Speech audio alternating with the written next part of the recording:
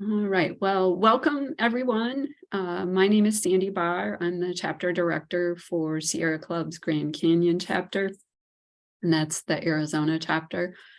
And tonight we are, I should say I use she, her pronouns, and I live here in central Phoenix on the traditional lands of the Accomal O'odham and Peeposh. And tonight's program is going to be about volunteer lobbying and basically help you prepare for if you're participating in Environmental Day at the Capitol, but also just overall giving you a little bit more information about the legislature so you can advocate for issues that you care about. So with that,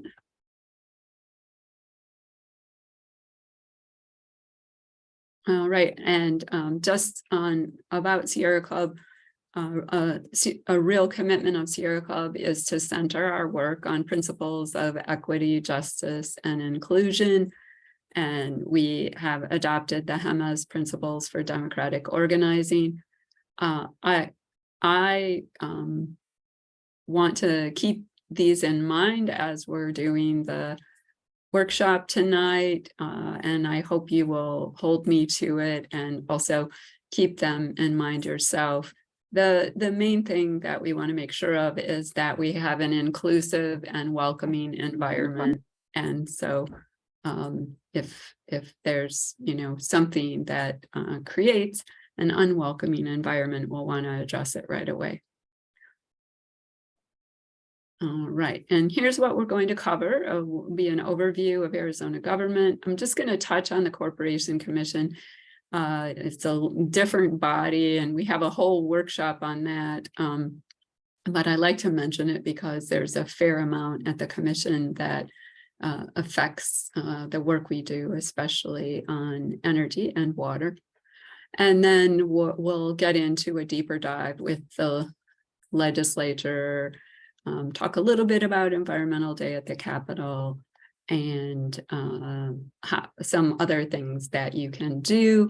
And then I'll just touch on a few bills as well that have been filed. All right, so let's talk about Arizona government. So in Arizona, we have 4 branches of government. We have the executive branch, legislative, and judicial, what we all learned about in school, but the Corporation Commission is also another branch of government that is established in the Arizona Constitution. The executive branch is officially these 5 office holders, and in the center, the governor, Katie Hobbs, and then off to the left, the Secretary of State, Adrian Fontes, off to the right, Attorney General, Chris Mays, down at the bottom left, Superintendent of Public Instruction, Tom Horn, and bottom right, Kimberly Yee, the state treasurer. So these are the folks that are officially the executive branch established in Article 5 of the Arizona Constitution.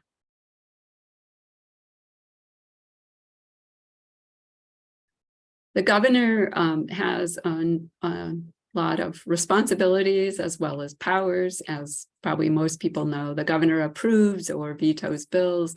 Our governor, unlike some governors and unlike the US president, actually has line item veto authority. That may be something that becomes important this year. We'll see with having Republicans controlling the legislature and a Democratic governor. You sometimes see more of that kind of activity on the budget. The governor also calls the legislature into special session. So if there's a special session needed on a particular issue. Sometimes they do a special session on the budget. The governor is the person that calls them in. She also delivers the State of the State address to the legislature each year. And of course, we just heard that recently. And I'm going to talk a little bit about that in a minute. Oversees the state agencies, the Department of Environmental Quality, Department of Water Resources, Department of Administration, many agencies. The governor oversees nearly all of them. And the governor also appoints individuals to boards and commissions. Some of these require Senate approval. The agency heads all require Senate approval, and then some boards and commissions require confirmation by the Senate. And then the governor also fills vacancies for offices that aren't specifically addressed in the Constitution. So some offices, it says how a vacancy is filled. For the ones that it doesn't, the governor appoints people to those vacancies. And so, for example, the last governor appointed several people to the Arizona Corporation Commission as people left for various reasons. And speaking of the Arizona Corporation Commission, it is also established in the Constitution. It's not an executive branch. It's a separate entity. It's established in Article 15. These 5 commissioners are elected. Right now, there are 4 Republicans. The chair up here in the middle, Jim O'Connor, Leah Marquez Peterson, Kevin Thompson down here in the lower right, and then Nick Myers over here in the lower left. The 2 on the bottom were just elected to the commission back in November.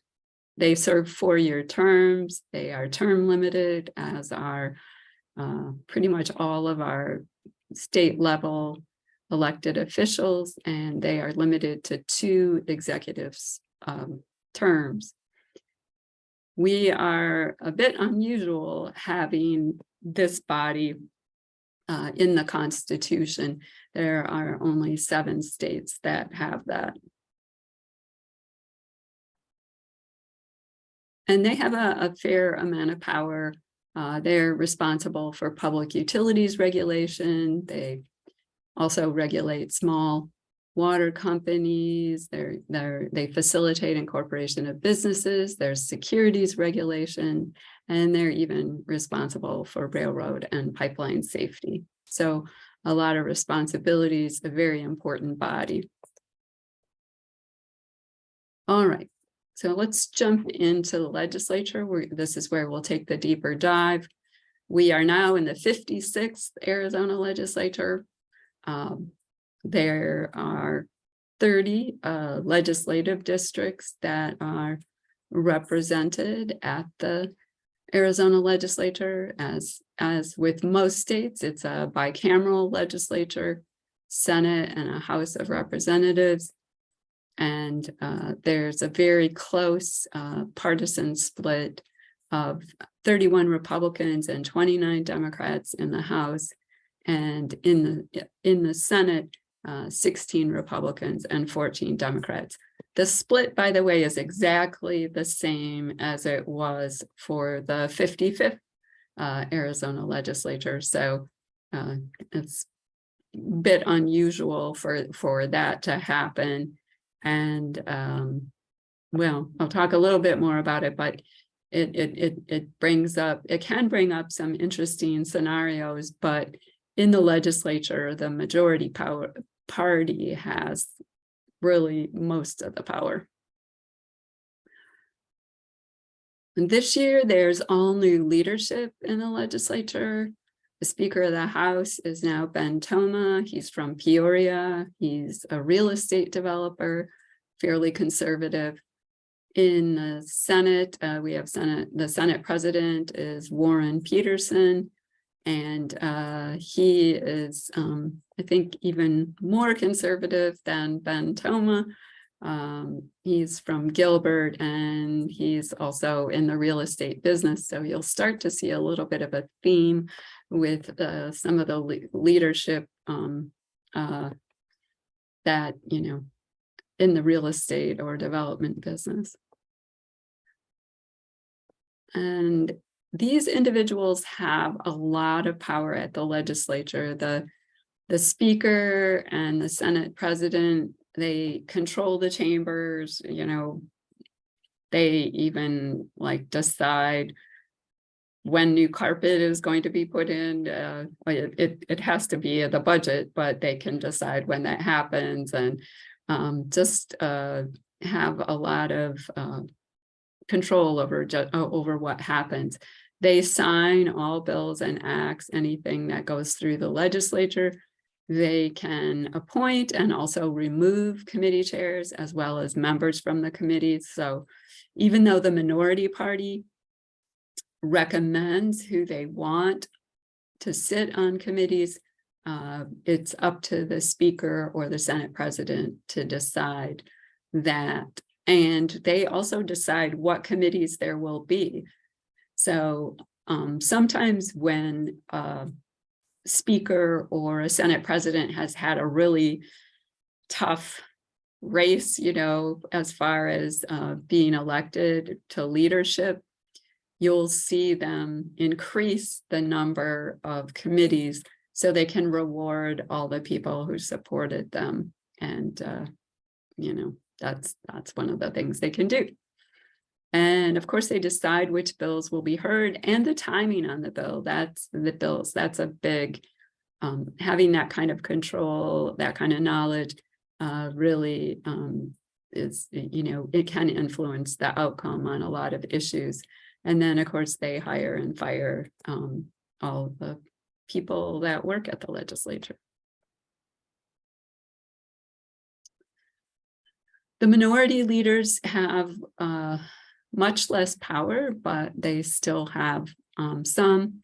One of the biggest powers that the minority has at the Arizona legislature is in sticking together. If they can stick together on issues, quite frequently they can have influence, especially if with the close numbers right now, if one Republican is missing, they can kill a bill. They can you know, work with and you know, one Republican and stop legislation, but they have to stick together to be able to do that. So that's one of their greatest powers. And also, I think knowing the rules and holding the majority to the rules can be another power that the minority has. The minority leader this year in the House is Andres Cano. He's from Tucson, and he's director of the LGBTQ+ Alliance Fund. In the Senate, the minority leader is Raquel Tehran, and she's from Phoenix, and she is an organizer and community advocate. And both of them are new in leadership this year as well. I wanted to mention citizen initiatives and referenda because they're an important part of the process. The Arizona Constitution does provide for direct democracy, not just representative democracy. We are allowed to initiate laws and constitutional amendments and take it directly to a vote of the people. And we also can stop bad laws that the Arizona legislature passes by doing a referendum. It's not easy to do any of that, but it is an important aspect of our Constitution that provides a check on the Arizona legislature. All right, I wanted to touch a little bit on how a bill becomes a law, just because I know sometimes that process can be confusing for people. So all bills have to have at least one sponsor. They can have one, they can have several, they could have the entire body be on one bill. It just, just depends on how many co-sponsors the prime sponsor gets on the bill. There's no requirement for certain bills to be introduced in either house. Bills can be introduced in either, they can be introduced in both. In the US Congress, the money bills have to start in the House, right? That's not the case in the Arizona Legislature. They can start on either or both sides. To get a bill into the proper form, there's a body of lawyers that work for the legislature called Legislative Council, and they put bills in the proper form for our statutes. And I know this will be hard to believe, but most bills do come from lobbyists. So once a bill is introduced, it's assigned a number by the clerk, and then it's first read on the floor and assigned to a standing committee by the House Speaker or the Senate President. And we'll talk a little bit more about standing committees, but if it was a bill on water, it would likely be assigned to the Natural Resources, Energy, and Water Committee, for example. And then once that happens, it actually goes to the clerk for printing or posting and distribution.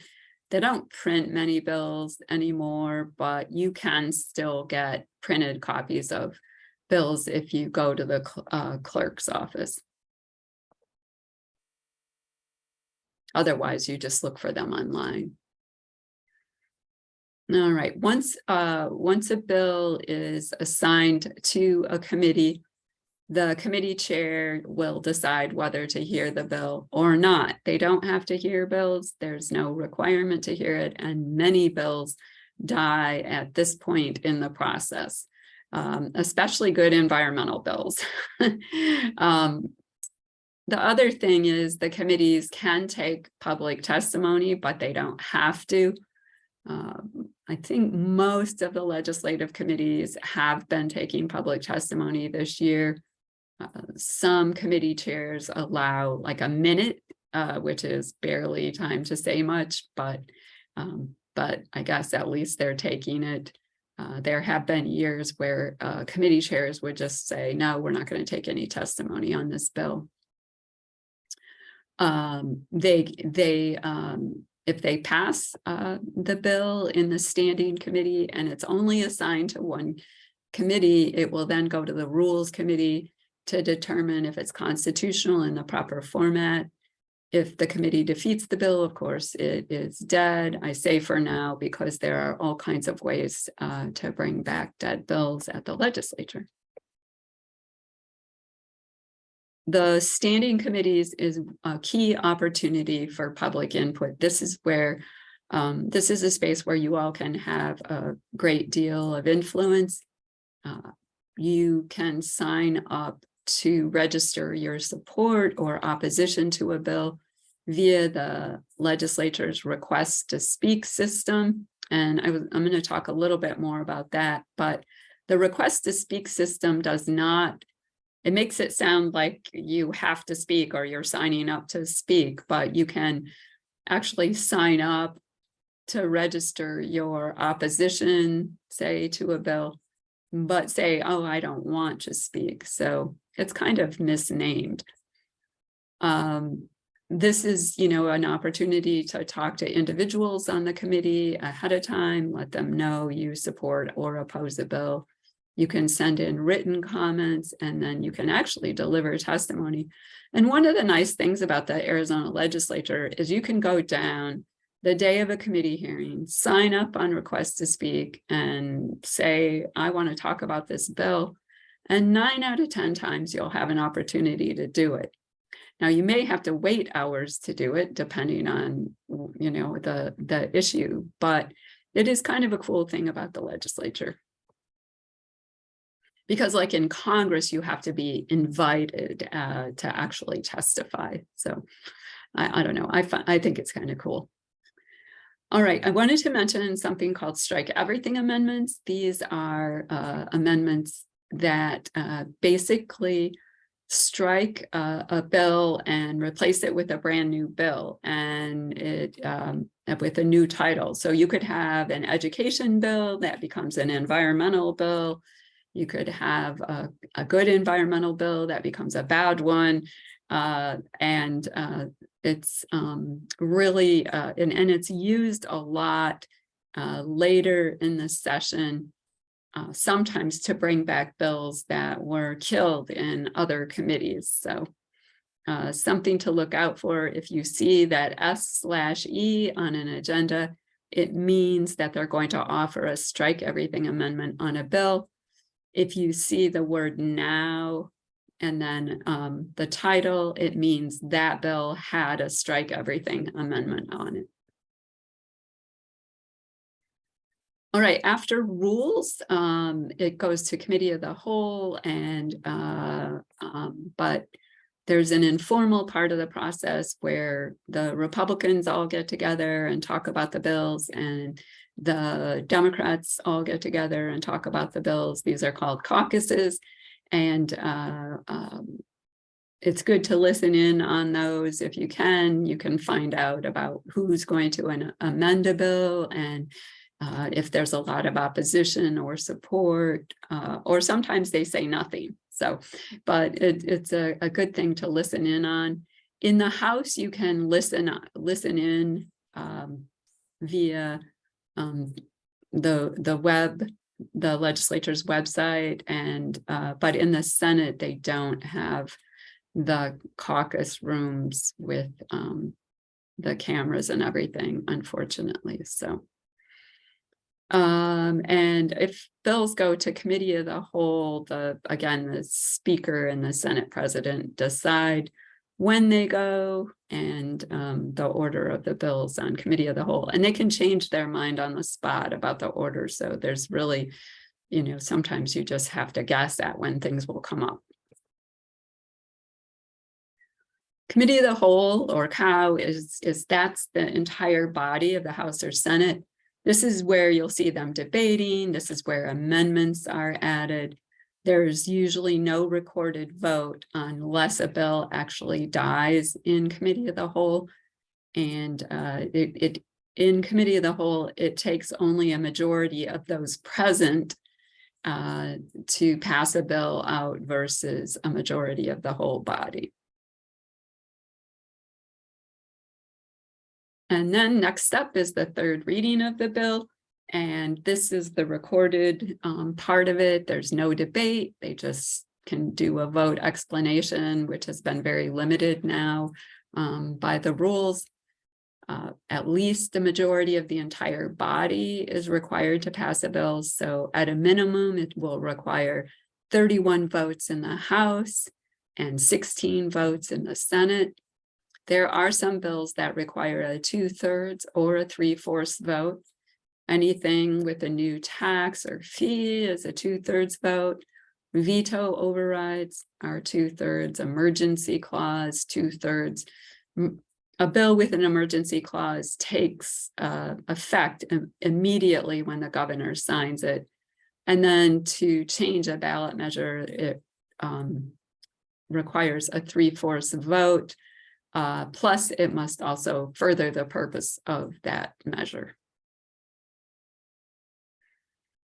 And if it passes on third read, then it just goes over to the other house for a very similar process. If it passes in a different form, it has to go back to the original house, and they can concur and do a final vote. They can refuse the other house's amendments, and then it would have to go to a conference committee. After that, it would have to go back to both houses for a final vote. There are a lot of rules that the legislature can waive, but the one that they can't is that every bill has to pass both houses in the exact same form in order to go up to the governor. And then once it is on the governor's desk, and sorry, I don't have any photos yet of the new governor signing bills, so this is an old photo, but if it has passed in the same form, it goes to the governor. The governor can sign, the governor can veto, or allow a bill to become law without their signature. Some people may have heard of pocket vetoes before. We don't have that. If the governor doesn't act, the bill becomes law. And during the session, the governor has 5 business days to act. At the end, 5 days excluding Sundays, and at the end of the session, 10 days excluding Sundays. All right, let's talk a little bit about volunteer lobbying now that we've got a little bit of grounding in the Arizona Legislature. So what are the qualifications for lobbying? A passion for your issue, knowledge, or at least willingness to learn. You don't have to be an expert, but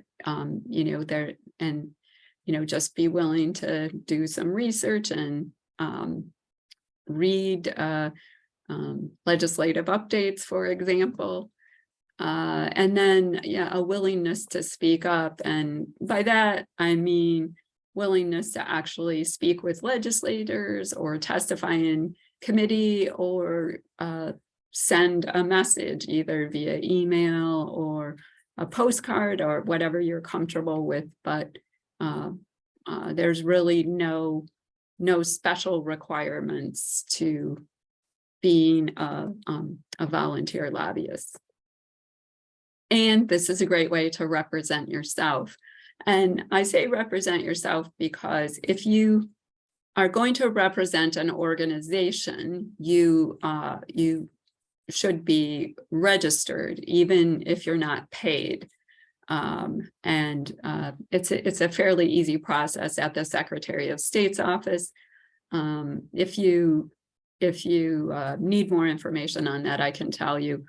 Also, it's good to check, like, with the organization, before representing them, just to make sure that you're on their authorized lobbyist list and that your position is consistent with them.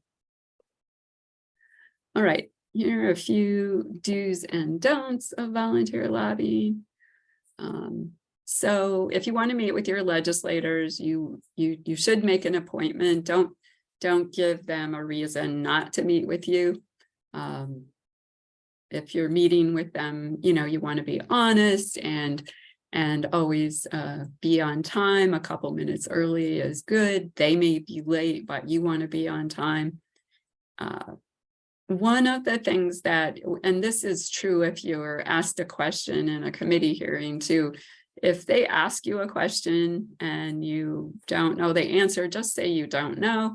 You can always get back to them, because what you do will, what you say and do will affect your credibility.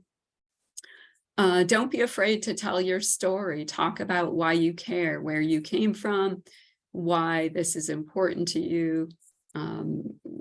Really, I think, personalize it a little bit. And of course, we always want people to enjoy their visits too. And then the don'ts are kind of the flip side of the do's, really. Going in angry, hostile, or threatening is not particularly effective, but do be assertive. I encourage people to, whatever it is you came to say, try to get that out early in the conversation, because you don't know when you might be cut off. I always like to go into a meeting and thank the elected official, even if it's just for the meeting. But if there's something they did last year or earlier in the session, feel free to thank them about that. And then move right to like what you came to talk about. And then if I think this is a good policy too, not to put anything on social media that you wouldn't say directly to an elected official.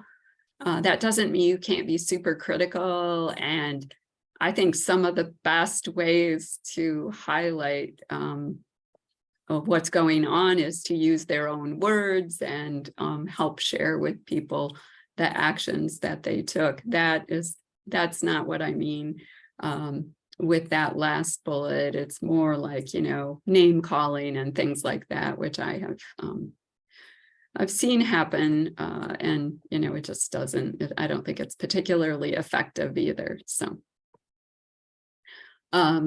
Oh, the one thing I didn't mention is don't have tons of materials. Go in with a limited amount, because if you have like a big stack of papers, or you send them a huge report, chances are that they probably aren't going to read it.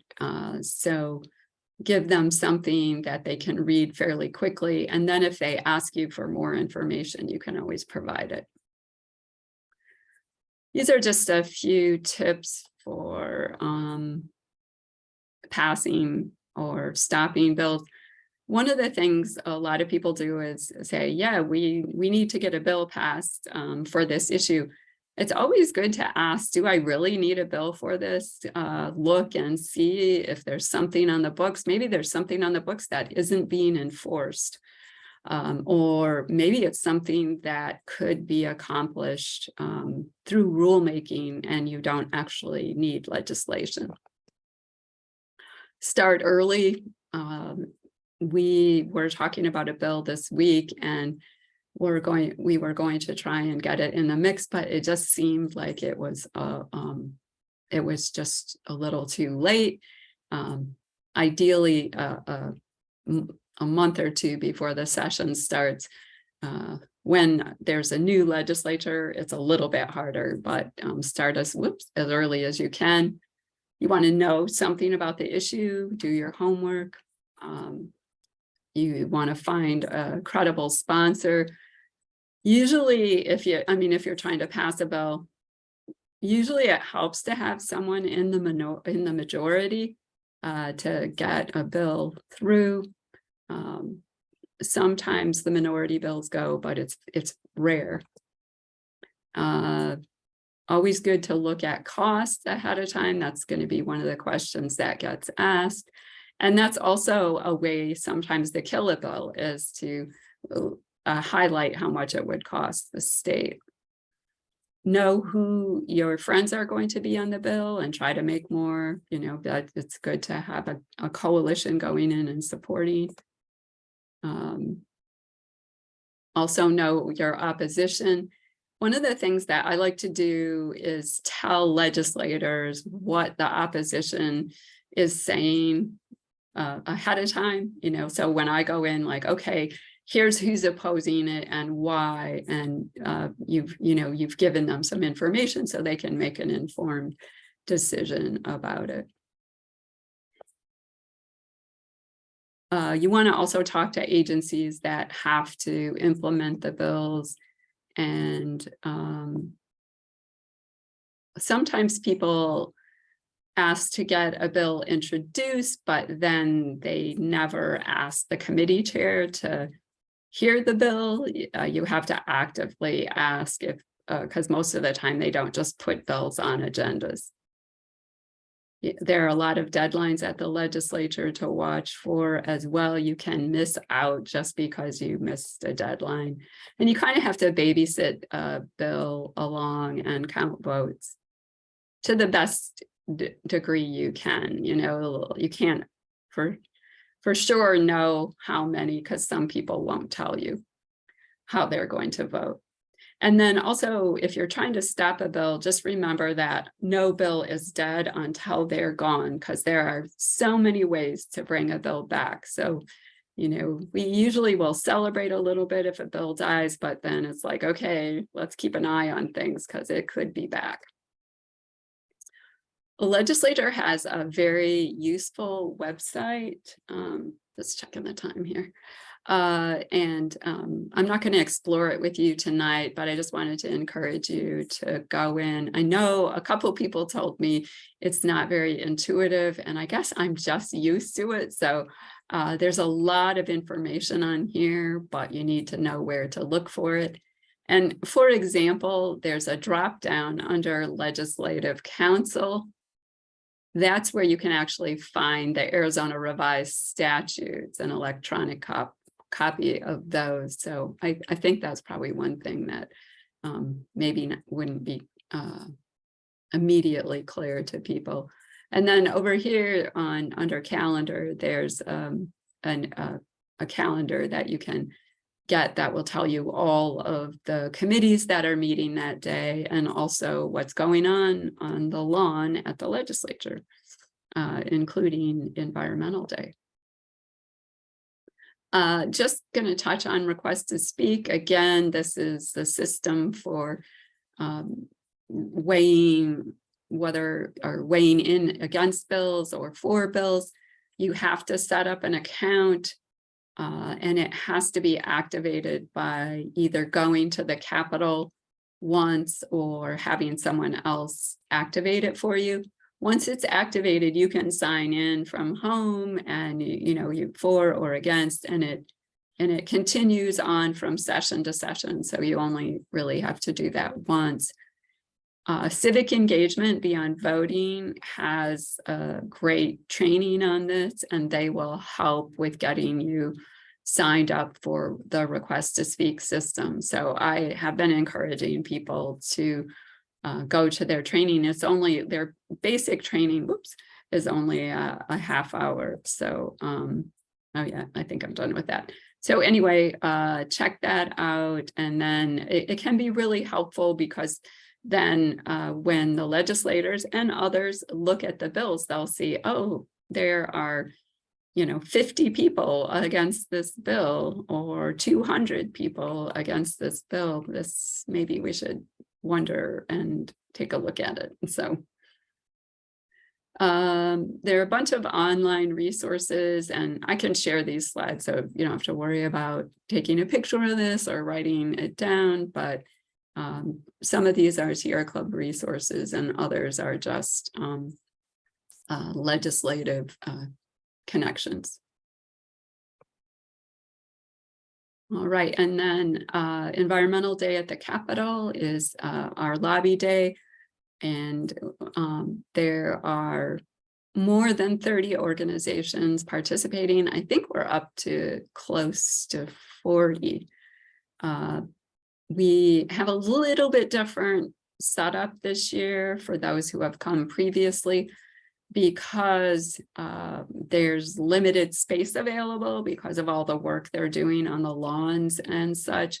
So we're over in Wesley Bolin Plaza, which is across from the just east of the Capitol complex. And we can't set up till 11. So we're going to do our registration at 11:30 and have our program from noon to 4 out in that area. And then we're encouraging people to set up their appointments with legislators in the morning and meet their team leaders, who will help them guide them through meetings with their legislators. There are some legislators that won't be available or won't make themselves available, and sometimes some of them will meet a different day, so we're definitely encouraging that as well. But sometimes they won't meet at all. I had one of the legislators tell me when I was trying to set up a meeting with her, is that I don't have any openings for the rest of the session. So I was like, whoa, that was really quite the blow up there. So anyway. All right, and we also have some additional upcoming Zooms, one on water tomorrow night, one on environmental justice on Monday, and then next Friday we'll do a bill briefing, and we'll go through the bills that we'll be lobbying on Environmental Day. We're trying to record all these, so you should have those available if you can't make it. And I didn't set up the RSVP link yet for the bill briefing, but we should have that soon. You can also stay informed by signing up for our legislative alerts. You don't have to be a Sierra Club member to sign up for them. If you want to be on there, we will put you on there. We don't automatically add people because this list is an opt-in list. So we actually have to have people tell us they want to be on it. You can take action via email, either using what's in the legislative update or what you learn elsewhere. Use, again, the request to speak system, and you can watch and or speak at committee hearings. You can watch committee hearings on your computer at home and monitor what's going on. If you can, I think it's really helpful to come to the Capitol once in a while, and if you can, speak. Not guaranteed, but a lot of times you will have the opportunity. So I know I'm running a little bit long, so I'm going to probably run through this part fairly quickly. But again, if you want to know more about specific bills, we'll do that next Friday. So this is the 56th legislature, first regular session. They have 2 regular sessions, and then they can also have special sessions. They started the second Monday in January. They always start on the second Monday in January. That's in the Constitution. When they end is not in the Constitution. So while they try to limit it to 100 days, sometimes it goes 6 months, as it did last year. They ended on June 30th. We heard the state of the state. The governor kicked it off with the state of the state. That happens every year as they start the session. She talked about establishing an Office of Resiliency to look at energy, water, and land, and talked quite a bit about water and an executive order that she's issued. She also has put out her budget, and I can provide a link to that if people are interested. I think it's probably going to change a lot, but she did include some funding in it for water, and then full funding for the State Parks Heritage Fund, which helps with trails and to protect cultural sites and a bunch of other good things. And the committees have been meeting, and there've been a number of anti-democracy bills and some water bills already. There have been a number of positive water bills introduced. I won't go through all these. A lot of them deal with limiting groundwater pumping and assured water supply. This is just because these bills have been introduced does not mean that they will get a hearing. And in fact, probably a number of them won't because they're Democratic bills, but a couple of them are Republican bills too. And then there are, this is one additional positive bill that's been introduced. This is a priority bill for Sierra Club and the Sustainable Water Network, and it has to do with providing for ecological water, so water can be transferred to a river or stream and stay there and be there for the river or the stream. And we'll have more details on that, but it's a way to keep the rivers that we haven't dried up flowing. And then there are some bad bills that have been moving already. The first one on this slide is on dry washes, and by dry washes they mean basically ephemeral waters. Those are waters that only flow when there's precipitation in the desert, when there's rainfall. these desert washes are really important for recharge, groundwater recharge, for feeding our perennial waters. They're important for wildlife, and they're important for flood control, limiting sedimentation. And so they want to make sure this bill is to make sure there's no protections for them on private property. There's a bill to punish Scottsdale for not continuing to provide water to Rio Verde. We'll see what happens with that. That's 2411. I think it's a really bad idea because what we need is better regulation of development and water, not something to reward the kind of development that leaves people, hauling water. And then a temporary non-expansion area, that's a Representative Griffin bill, and it sets up these temporary areas for limiting new agriculture, but doesn't do anything to limit groundwater pumping on the agriculture that's already there. And it does it only temporarily. So it is not a very effective bill, and we think would do more harm than good. There will be some bills to address climate change. There's a repealer of provisions that limit agencies' ability to reduce greenhouse gas emissions. And then there will be one to establish a climate resiliency plan for Arizona. If the legislature doesn't do that, our hope is that the governor will look at that as part of her resiliency office.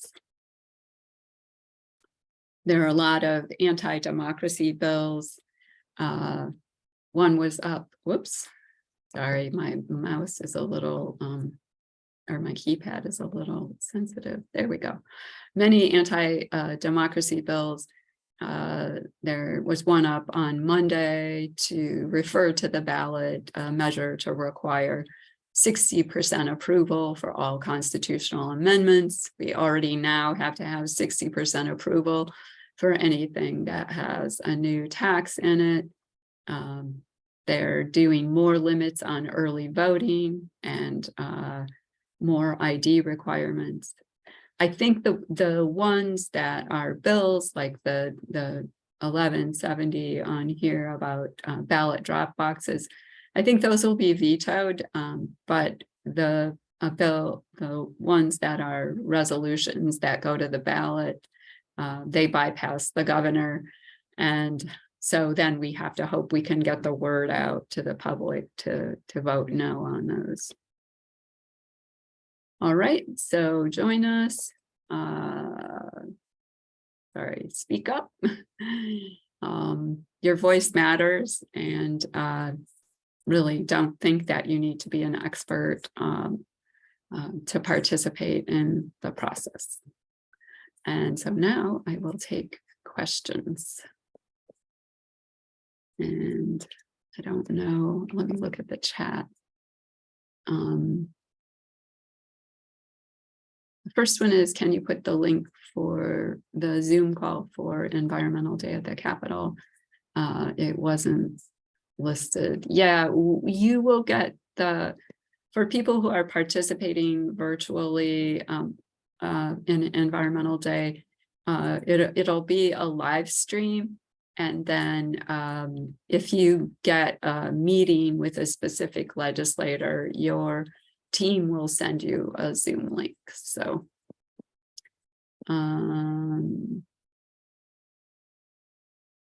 global warming, just looks like those are comments. Oh, what is a line item veto? So again, the line item veto can only be used for the budget. And so it really is what it sounds like. The governor can go in and just take out one thing. She doesn't have to veto the whole budget. With other bills, it's either up or down, right? You veto it, the whole thing goes. But with the budget, she can go in and say, no, I'm taking that out of here. Did that answer it?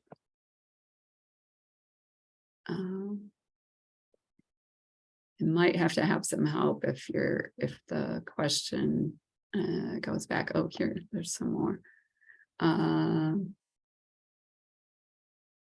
Do you coordinate participants so as to focus on target issues and ensure efficacy? Yes.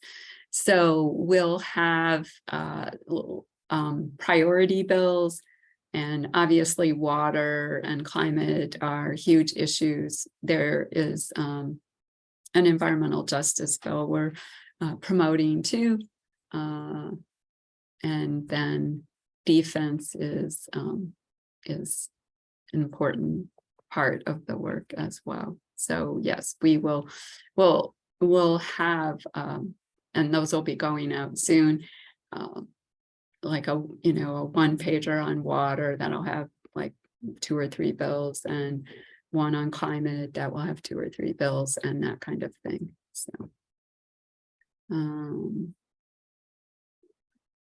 let's see, Carolyn says, I'm a registered lobbyist for an organization with their approval. Do I need to state that during meetings with representatives? Only if you're there representing them, Carolyn. It's not required.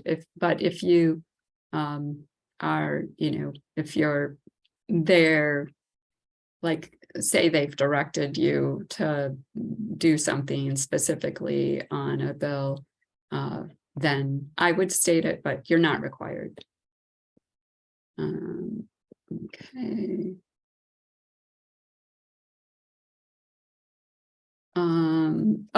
The climate and clean energy presentation, Natasha, I can try and put that in the chat, or I can send it out, but yeah, we have a recording link for that has been posted. Let's see. Hopefully, it looks like there's some. Oh, the live stream, it will be live streamed on the Sierra Club's Facebook page, and so we can send you, we'll send that out. If you registered for the event, you'll get that. And let me actually stop sharing my screen. It looks like most of the links that people asked for have been put in the chat, but are there any that we didn't put in there?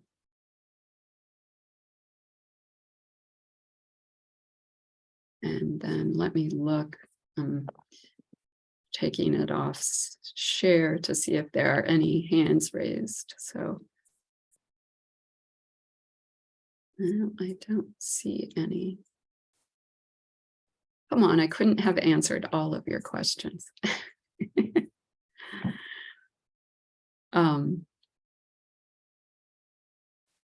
Okay. So yeah, this is like, oops, looks like someone just added something. Did I miss it? This is just a kind of an orientation on helping you get ready. We also have been having these issues briefings. We had climate and clean energy on Monday, and I do have a link for that. And then coming up tomorrow night is Water 101. Trisha Gerardette will be talking about water, and we'll mention a few of the water bills again Monday on environmental justice, and then next Friday on the bills. It remains to be seen. We were going to do a separate one on democracy too, but there are so many really good programs out there already that we may not do a separate one on that. All right. Well, thank you so much for being here. If you have additional questions, don't hesitate to reach out. We will put this up on our YouTube channel. So if you know someone that missed it and it would be helpful to share it with them, please do. And oops, there's one more question. It looks like, where did I? just see it. Oh, are these civil interactions, protests outside? This isn't really, I mean, we do protests. This isn't really a day where we do that. This is more of a day where we're trying to get people to interact with their legislators and talk to them, set up meetings, go in and learn what the process is like. So it's a little bit of a different day, but that is something we do. It's just not part of today. So. All right, and yeah, the YouTube channel, Sierra Club, Grand Canyon chapter. We can send you that unless someone can post it in the link right away, because it'll take me a minute to go grab it. All right. Well, thanks so much, everyone, and hope to see you at the Capitol if you can be there on Environmental Day. I know some of you will be participating virtually, and if you want to come a different day and you can't make it on the 7th, let me know. I'm always happy to show people around. And even if you do come on the 7th, I hope you'll come other days. Come to the elections committee and be part of the folks, having a presence that is supportive of democracy. Come to natural resources and be part of the presence that supporting good water policies and action on climate. So thank you again, and I hope you have a great rest of your evening.